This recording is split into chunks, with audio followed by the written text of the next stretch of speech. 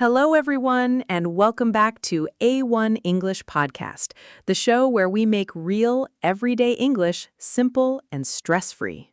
I'm Jack. And I'm Jessica. We are so happy you're here with us today.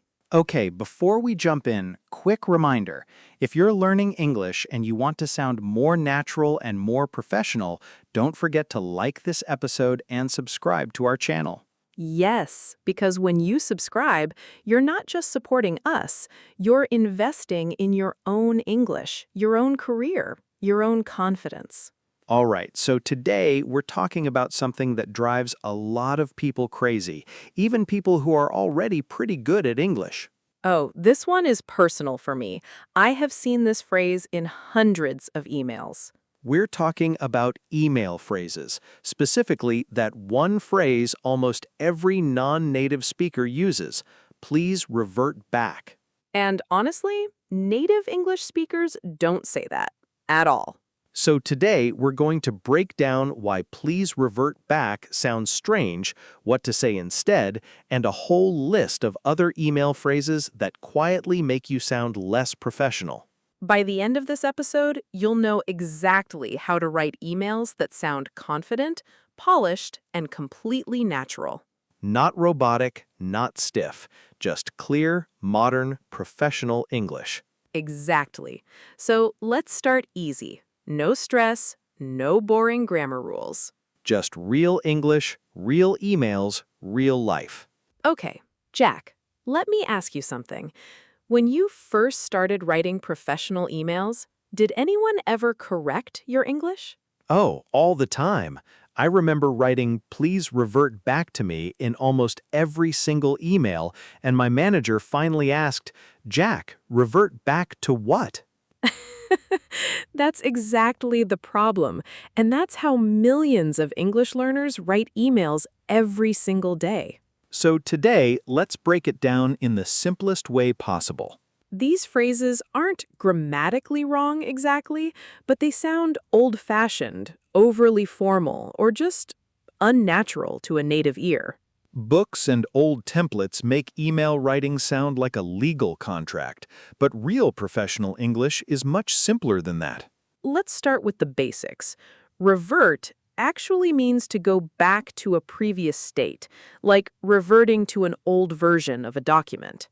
So when you say, please revert back to me, it literally sounds like you're asking the email to turn back into you. It doesn't mean reply. Exactly. In British and Indian business English, revert is sometimes used to mean reply, but in American English, it sounds confusing or even a little odd. So why do people keep using it? Usually because it was taught in school as a formal word. And also because it gets copied from old templates, forwarded from email to email, generation to generation. But today, we're going to fix that, and a few other phrases just like it. We'll explain each one using real email examples, not textbook examples. Because real workplace English is the best teacher. All right, let's talk about the big one. Please revert back. This is super important because it's probably the most common email mistake in the world. Here's the simple rule. In modern professional English, we just say reply, respond, or get back to me. Let me give you a real-life example. Okay, I'm listening. Imagine you're emailing a client about a contract. Okay, go on. You would say, please get back to me by Friday with your feedback. Perfect. That sounds natural and confident. Now, many learners write it like this instead. Please revert back to me by Friday with your feedback. Oh, yes, I see that all the time in client emails, in job applications, even in customer service replies. The problem with that sentence is twofold. First, revert doesn't naturally mean reply to most native speakers. Second, back is redundant. Revert already includes the idea of back. So the correct way is simply, please reply by Friday, or please get back to me by Friday. Exactly. Short, clear, and professional. Let's give another example to make it even clearer. Good idea. think about asking a colleague to confirm a meeting time. In this situation, you could say, "Let me know if this time works for you." And notice how natural and friendly that sounds? No stiff, formal language at all. Yes, that's the key. Modern business English is friendly, not robotic. So remember, when you want someone to respond, use reply, respond, get back to me, or let me know. Not complicated at all, right? Not at all, and it instantly makes your email sound more polished. Okay, now let's move to a few other phrases that have the exact same problem. These are equally important and just as common. First one, kindly do the needful. Let's make this super practical. Imagine you're asking IT support to fix your laptop. What would you say? Instead of kindly do the needful, you would simply say, "Could you please look into this and let me know once it's fixed?" Perfect. And why does that work better? Because it's specific. Do the needful doesn't tell the reader exactly what action you want. Now, here's a common mistake.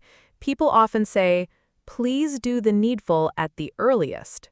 And the problem with that is it sounds vague and overly formal, almost like a legal letter from the 1950s. So instead, we should say, could you please handle this as soon as possible? Or even simpler, please take care of this by tomorrow. Much better. Direct, warm, and clear. Second phrase, as per my last email, or as per my previous email. Oh, this one can actually sound a little passive-aggressive in English. Exactly. Even though the intention is just remember what I said before, it can come across as I already told you this, weren't you listening? So instead, you could say, just circling back on this, or following up on my earlier message. Let's practice one more time. Fill in the blank. Blank, on this, do you have any updates? Everyone listening, pause for a second. How would you say it? The natural answer is, just following up on this, do you have any updates? Did you get it right? If yes, amazing. If not, don't worry. That's exactly why we're here. Third phrase, please find attached. This one isn't wrong, but it's a bit old-fashioned. A more natural, modern version is simply, I've attached the file below, or attached is the report you asked for. Small change, but it makes a big difference in how natural you sound. All right, Jack, let's quickly recap the mistakes people make in professional emails. Yes, because mistakes are actually great teachers. Mistake number 1, please revert back to me. Oh, we hear this all the time. The correct way is please reply or please get back to me. And why? Because revert doesn't naturally mean reply in everyday English, and back is unnecessary. Mistake number 2, kindly do the needful. This one is tricky because it sounds polite, but it's actually vague. The fix is simple. Be specific about the action. Could you please update the file? See? Not scary at all. And the last common mistake is as per my last email. Many learners think this sounds formal and professional, but actually it can sound impatient or even a little rude. The right way is just following up or circling back on this. Now, if you've used these phrases before, don't panic. Even very advanced English speakers pick up habits from old templates. The important thing is to keep writing, keep practicing, and slowly replace the old phrases with natural ones. A slightly imperfect email is always better than no email at all. Exactly. Okay, let's put everything together with one full, natural email. Yes, let's make this really practical. Imagine you're writing to a client who hasn't responded to your last message yet. What would you say? First, you'd open with, "Hi, Sarah, I hope you're doing well." Then you'd follow up clearly, I'm just following up on my message from last week regarding the proposal. And finally, you'd close with, "Could you let me know your thoughts by Thursday? I really appreciate your time." See how natural that sounds? This is real professional English, not textbook English. Now, everyone listening, I want you to try something. Think of an email you sent recently. Did you use any of today's phrases, revert back, do the needful, or as per my last email? If you did, that's completely okay. Just rewrite that one sentence in your head using what we learned today. Say it out loud, even if you're alone. Practice builds confidence, and confidence is what makes your English sound professional. And if you make a mistake in your next email, that's fine. Just notice it and fix it next time. That's how learning really works. All right, let's quickly review what we learned today. First, we talked about why please revert back sounds unnatural and how to say please reply or get back to me instead. Then we explained kindly do the needful and how to replace it with something specific and clear. We also covered as per my last email and please find attached and learned warmer, more natural alternatives. And most importantly, we practiced using these in real, complete emails. Remember, you don't need to be perfect. You just need to be clear, confident, and willing to keep improving. English is a tool for communication, not a test you have to pass. So write, make mistakes, learn, and improve. That's the journey. If this episode helped you write better, more natural emails, please hit the like button.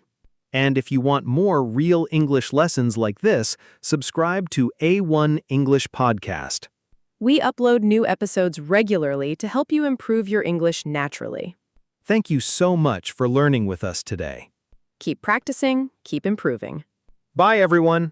See you in the next episode.